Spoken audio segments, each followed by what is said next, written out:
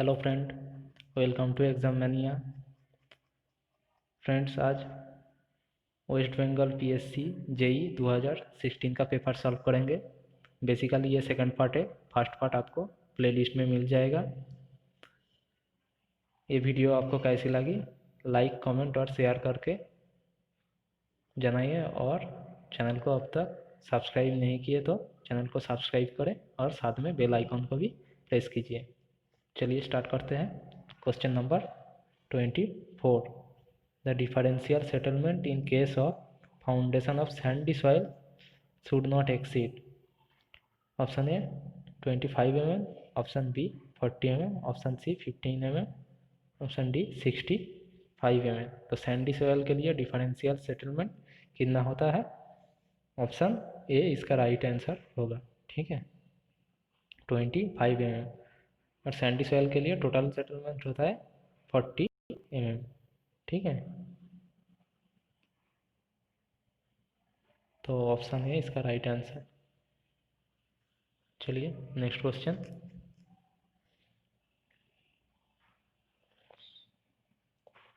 Question number 25। If the specific gravity of a settleable particles is increased from 2 to 3, the settling velocity will. तो settling velocity का formula क्या है? Settling velocity का formula है vs equal to g bracket में specific gravity g minus 1 d square by 18 mu. ठीक है, तो vs1 by vs2 equal to क्या होगा?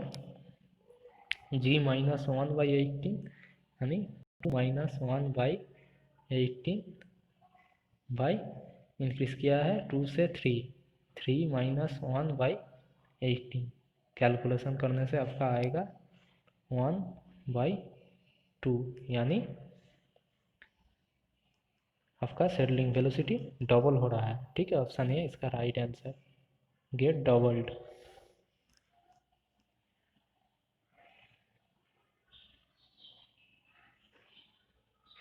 चलिए next question.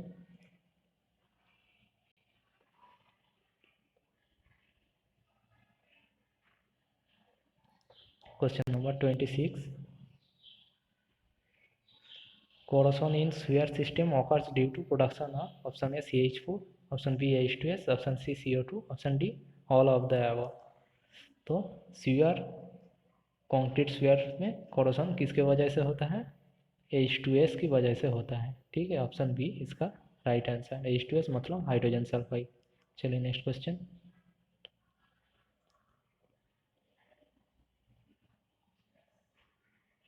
Question number 27। The tolerance limit of hardness in water as per IS drinking water standard is specified as. Option A 200 mg per litre, option B 750 mg per litre, option C 600 mg per litre, option D 500 mg per litre. तो drinking water में hardness maximum क्या होता है? Generally less than 300 ppm। ठीक है, तो answer होगा option A 200 mg per litre. चलिए next question. Question number 28। The ratio of the moment of inertia of a circular plate and that of a square plate for equal depth is. तो यहाँ पे पूछा है circular plate और square plate का moment of inertia का ratio. तो circular plate का मोमेंट ऑफ इनर्शिया क्या होता है? πd4/64। और स्क्वायर प्लेट का क्या होता है?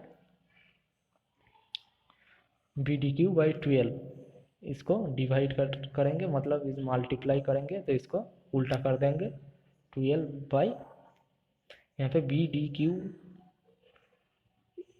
इसको एक साथ गुना करके सेम इक्वल डे बोला है तो बी इक्वल टू डी है। ठीक है, तो D4 कर देंगे तो D4 का काट जाएगा, का आएगा 416। ठीक, 3 पाई/4, ठीक है, 3 पाई/4, सॉरी 3 पाई/16, ऑप्शन बी राइट आंसर। ठीक है, चलिए next question. Question number 29। When a terrain is observed with a cross slope varies from 10 to 25%, it is referred as option A mountain terrain, option B steep terrain, option C hilly terrain, option D rolling terrain. तो क्या होता है, 0 से 10 होता है plane, 10 से 25 होता है रोलिंग, 25 से 16 होता है mountainous,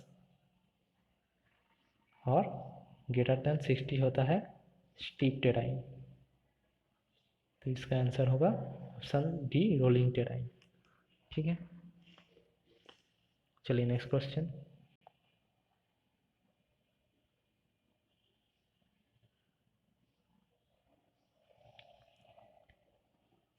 question number 30। For a well condition triangle no angle should be less than, option A 45 degree, option B 30 degree, option C 60 degree, option D 20 degree. इसका आंसर है 30 degree.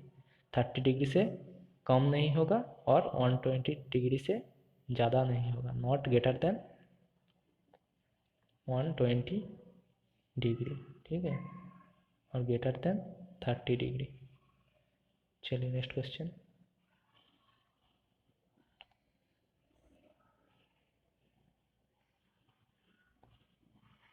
Question number 31। The radius of simple curve is r. The length of the chord for calculating offset by the method of chords produced should not exceed, option A r/20, option B r/15, option C r/25, option D r/10। तो the length of chord क्या होगा, method of chord produced method से होगा r/20, यानी option A इसका right answer. ठीक है, चलिए नेक्स्ट क्वेश्चन।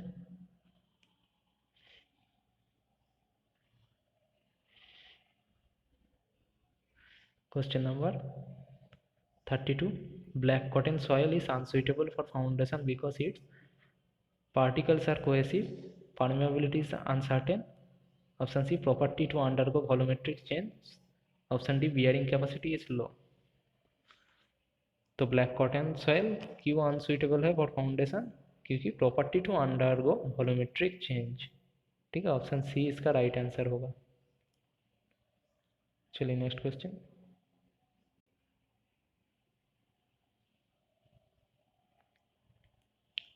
Question number 33।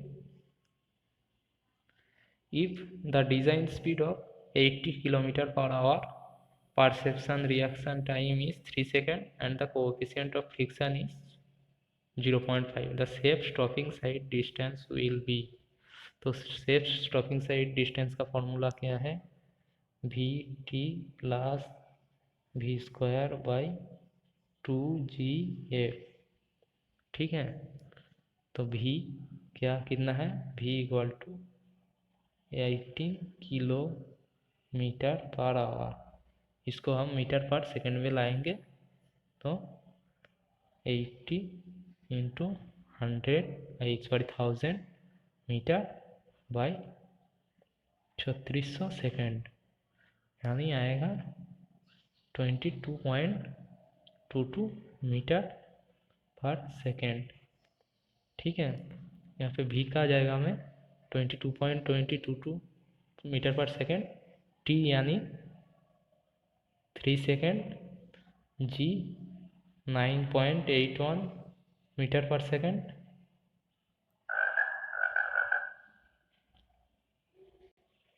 और एक पॉइंट पुट कर देने से आपका आ जाएगा आंसर 117 मीटर, यानी ऑप्शन बी इसका right answer.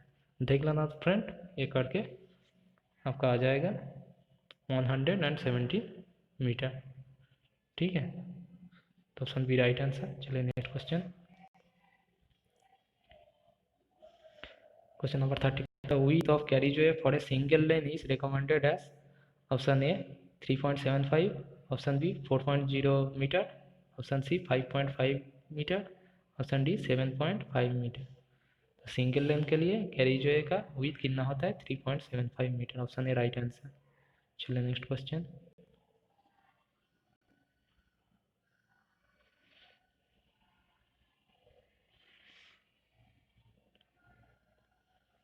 Question number 35.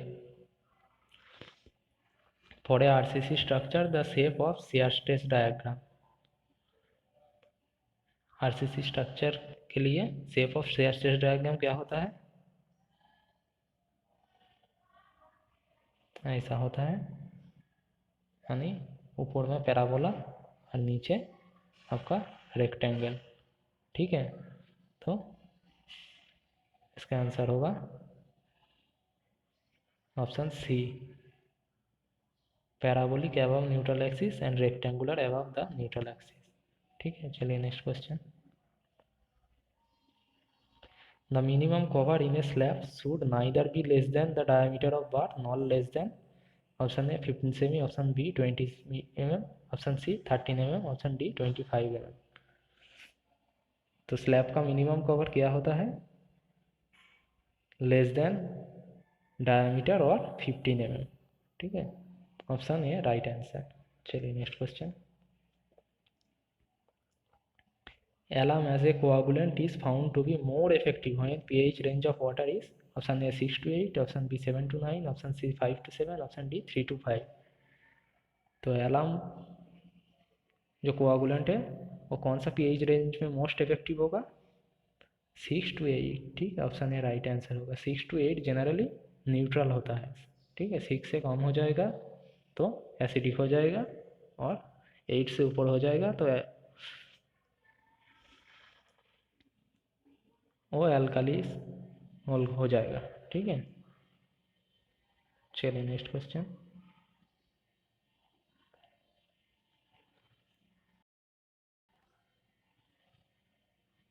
If Fy is the characteristic yield strength of steel, then the design yield stress of steel according to IS code is related as 0.87 Fy। ठीक है, option B इसका right answer. चलिए next question.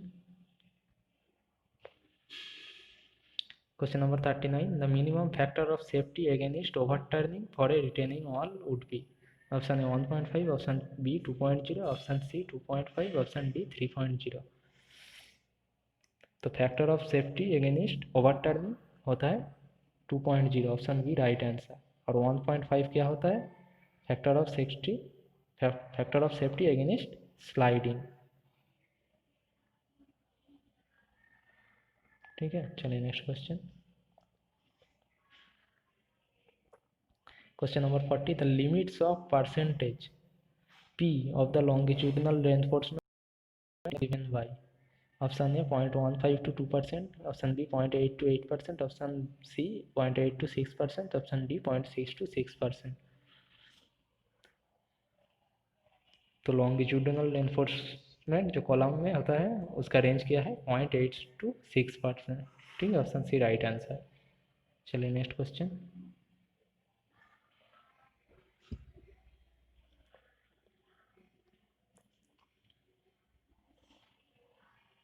Question number 41. The degree of static indeterminacy of a pin jointed frame is expressed as m plus r plus 2j, m minus r plus 2j, m plus r minus 2j, m plus r minus 3j।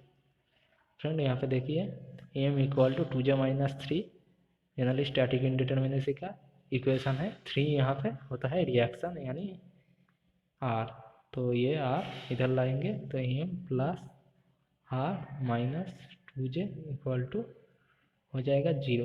ठीक है, तो इसका equation होगा option C right answer. ठीक है, चलिए next question.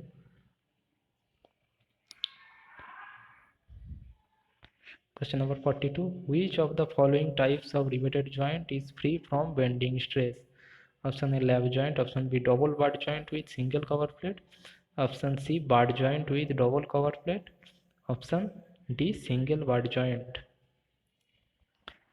तो कौन सा टाइप का riveted joint free from bending stress है? तो देखिए double cover butt joint bending से फ्री होता है। ठीक है, तो यहाँ पे butt joint with double cover plate.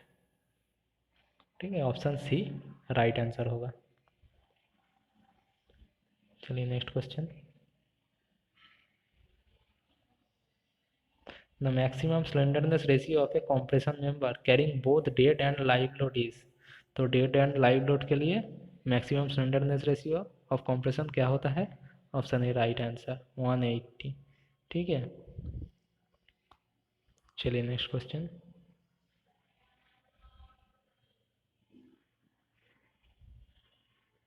The angle of roof truss with AC sheets should not be less than. Option A 27 degree, option B 35 degree, option C 30 degree, option D 25 degree. AC sheets मतलब asbestos cement sheets. ठीक है, तो the angle of roof truss AC sheet के लिए minimum क्या होता है? 30 degree. Option C right answer. चलिए next question. Question number 45। In case of timber structures, the form factor for solid circular cross section is taken as।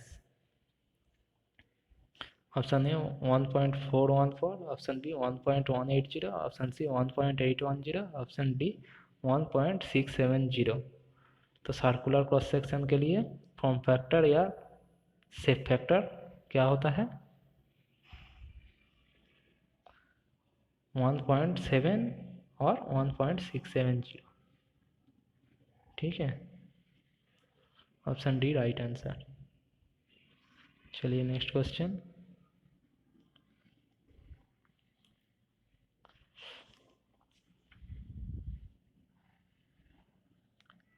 Question number 46. Due to change in price level, a revised estimate is prepared if the sanction estimate exceeds। Option A 2%, option B 2.5%, option C 3%, option D 5%। तो sanction exceeds estimate का value maximum कितना हो जाने से revise estimate करना पड़ता है? 5%। ठीक है, ऑप्शन डी राइट आंसर है। चलिए next question.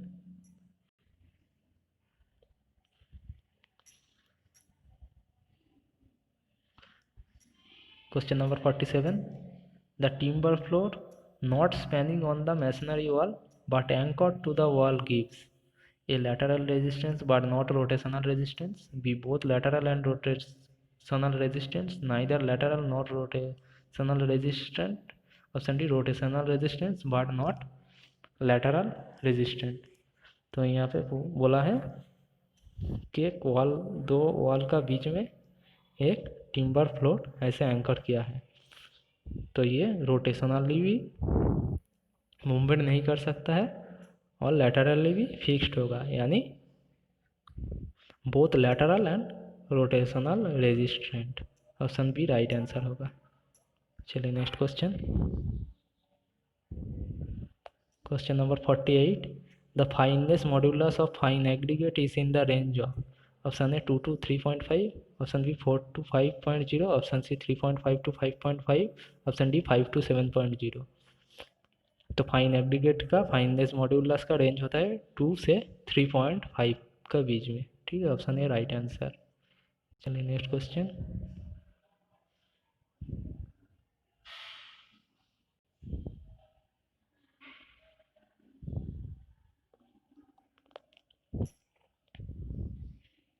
Question number 49. The maximum quantity of water needed per 50 kg of cement for M15 grade of concrete is 25 liter, 30 liter, 32 liter, 35 liter। तो M25 ग्रेड का concrete के लिए पर 50 kg cement में कितना water use होता है?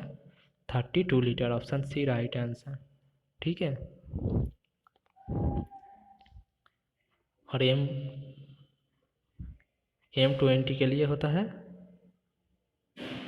30 litre और M25 के लिए होता है 28 लीटर। ठीक है, और 34 लीटर होता है M10 के लिए। मतलब ग्रेड जितना इंक्रीज करेगा वाटर रिक्वायरमेंट उतना ही कम होता जाएगा। चलिए next question. Question number 50। Air entrainment in the concrete increases A workability B strength the unit weight D none of the above. तो एयर एंटेनमेंट कंक्रीट में क्यों किया जाता है? वर्केबिलिटी इंक्रीज करने के लिए, ठीक है। तो एयर एंटेंट कर देने से पार्टिकल का कोहेसन इंक्रीज हो जाता है, इसकी वजह से कंक्रीट का वर्केबिलिटी इंक्रीज होता है। चलिए next question. Question number 51. For walls, columns and vertical faces of all structures members, the formwork is generally removed after 7 days, 14 days, 2 days, 3 days. तो वर्टिकल जो फेस है फॉर्मवर्क का वो रिमूव किया जाता है जनरली 1 डे से 2 डेज में, ठीक है। तो इसका आंसर होगा 2 days. Option C right answer, ठीक है। चलिए next question.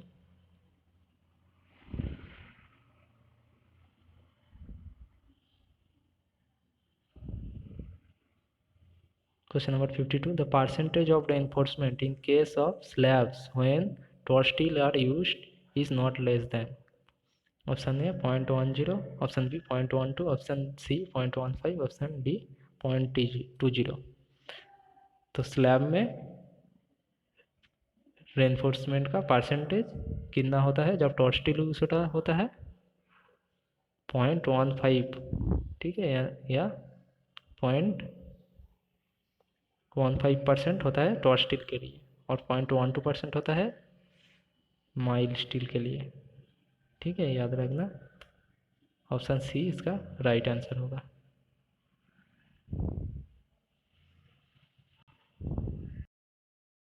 Thank you friend for watching this video.